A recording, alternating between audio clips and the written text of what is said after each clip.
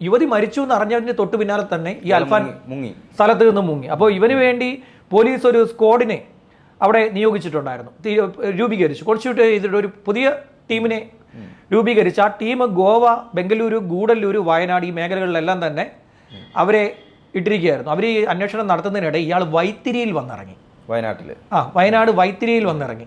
വൈത്തിരിയിൽ ഒരു വാഹനം വിറ്റതിൻ്റെ പണം ഇയാൾക്ക് കിട്ടാനുണ്ട്, ബാക്കി തുക കിട്ടാനുണ്ട്. ആ തുക ഉടമ നേരിട്ട് നൽകാമെന്ന് പറഞ്ഞു.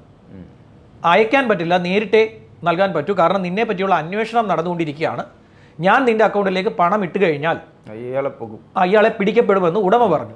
ഇത് പോലീസിന്റെ ബുദ്ധിയായിരുന്നു. ഇവൻ ഈ പണം മേടിക്കുവാൻ വേണ്ടി ഉടമയെ കോൾ ചെയ്ത കാര്യം ഉടമ പോലീസിനെ അറിയിച്ചിരുന്നു. അത് പ്രകാരം ചേവായൂർ പോലീസ് ഇവന് വേണ്ടി ഒരു വല വിരിച്ചു.